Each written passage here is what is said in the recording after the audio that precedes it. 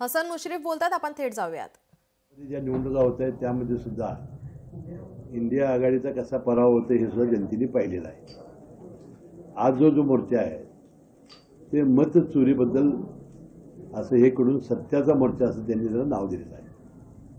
आता वास्तविक कुठल्याही सरकारमध्ये निवडणूक आयोग आणि निवडणूक आयोगाचं देखरेखीखाली या मतदार याद्या होत असतात। आता यामध्ये जी नावं अनेक दुबार आलेली आहेत, काही चुकीच्या पत्त्यावर आलेले आहेत, असा त्यांचे जे आरोप आहेत, वास्तविक ज्यावेळा ही मतदार यादी कच्ची प्रसिद्ध होती त्याच वेळेला अनेक पक्षांनी याच्यावर आक्षेप घेण्याची संधी मिळते, परंतु आपण ती कधीच बघत नाही। आणि नंतर ज्यावेळेला पक्क्या याद्या होतात, शेवटी किती यंत्रणा असली तरी आपल्या देशाची लोकसंख्या 140 कोटीच्या वर आहे, त्यातले एक 20% सोडले तर एवढे मतदार आहेत। आणि मग शेवटी काही प्रिंटिकल चुका होतात, काही मिस्टेक होतात, आणि संधी असताना आपण हरकती घ्यायची त्यावेळेला आपण घेत नाही। आणि मला वाटतं अशा चुका हे मला वाटते प्रशासन दुरुस्त करेल असं मला वाटते। आणि आजचा मोर्चा हा जर त्यासाठी असेल तर आमच्या सगळ्याच पक्षांची, मग युतीच्या सगळ्या पक्षांची सुद्धा अशी सदोष मतदार यादीवर निवडणुका घ्यायला आमचाही आक्षेप आहे। या याद्या दुरुस्त करायला आमची काही हरकत नाही। पण एका बाजूला 31 जानेवारीपर्यंत निवडणुका पूर्ण करण्याच्या सूचना कोर्टाने दिल्या, दुसऱ्या बाजूला या सगळ्या मतदार यादीतला घोळ पूर्ण झाल्याशिवाय निवडणुका घेऊ नका, किमान वर्षभर निवडणुका घेऊ नका असं आता विरोधक म्हणतायत।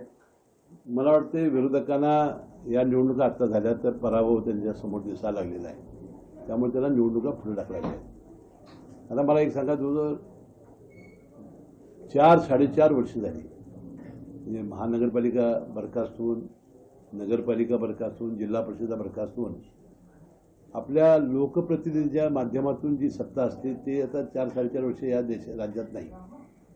आणि मग एकदा सुप्रीम कोर्टाने निर्णय दिल्यानंतर आता पुन्हा त्यांची संधी डावलणं हे अतिशय अयोग्य आहे। मला वाटतं ताबडतोबीनं काय दुरुस्त्या करून ही निवडणूक वेळेत झाली पाहिजे अशी संपूर्ण राज्याची मला वाटते ही इच्छा आणि अपेक्षा आहे। खरं तर या मोर्चाच्या विरोधामध्ये आज भाजप मुंबईमध्ये आंदोलन करते, कसं पाहता या आंदोलनाकडे? नाही, आता हे बघा, प्रत्येक पक्षाला आपापलं आंदोलन करण्याचा अधिकार आहे। प्रत्येक पक्षाला, आता मला सांगा, परवा लोकसभेच्या निवडणुका झाल्या, ह्याच मतदार याद्या होत्या ना, आणि 31 ज्यावेळेला महाविकास आघाडीची निवडणूक आली त्यावेळेला मतचोरी झाली नाही, आणि 17च फक्त आले। आता सुद्धा EVM वगैरे दाखवलं जातं। वास्तविकपणे आमच्या भारतीय जनता पक्षाला आणि युतीला सगळ्यात महत्त्वाचं काय आहे? केंद्र सरकार, मोदी साहेबांचं पंतप्रधान असलेलं केंद्र सरकार। मग आम्हाला आमच्या हातात असतं तर मग फक्त 20-25च लोकसभेच्या जागेवर आम्ही नितीश कुमार आणि चंद्रबाबू नायडू घ्यायची पाळी का आली?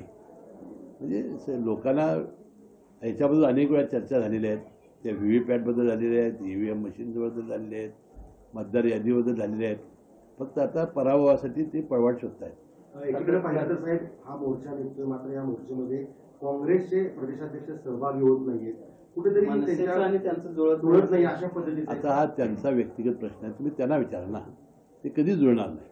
साहेब, दुसरा एक प्रश्न म्हणजे कर्जमाफीच्या संदर्भामध्ये मुख्यमंत्र्यांनी एक भूमिका घेतलेली असताना काल अजितदादांनी एक वक्तव्य केलं, सारखी कर्जमाफी कशासाठी हवी असते, 0% जे कर्ज दिलं जातं ते भरत जा अशा पद्धतीचं, आणि निवडणुका कर्जमाफी आम्ही निवडणुकी जिंकायची होती म्हणूनच जाहीर केली असं एक वक्तव्य त्यांनी काल केलं। नाही, जिंकायचं नाही, आम्हाला कर्जमाफी करायची आहे, परंतु कधी करायची याचं अद्याप शेड्यूल ठरलेलं नव्हतं। आता काल मुख्यमंत्री महोदयांच्या नेतृत्वाखालीची बैठक झाली, त्यामध्ये ठरलेलं आहे। आता याचे दुष्परिणाम सुद्धा आपण जाणून घेण्याची आवश्यकता आहे, काय आहे।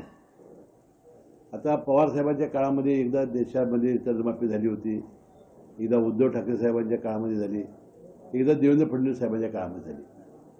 3 वेळा कर्जमाफी होऊन सुद्धा अजून शेतकरी स्वबळावर व्हायला तयार नाही। त्याला अनेक कारणं असतील, नैसर्गिक कारणं असतील, इतर कारणं असतील, आणि अजितदादा म्हणतात ते तंतुच खरं आहे की आपण 5 लाख रुपयेपर्यंत पश्चिम महाराष्ट्रातल्या जिल्हा मध्यवर्ती बँका आणि अनेक बँका या कमी व्याजानं। लोकशाही मराठी ऐका, पहा, जागरूक रहा।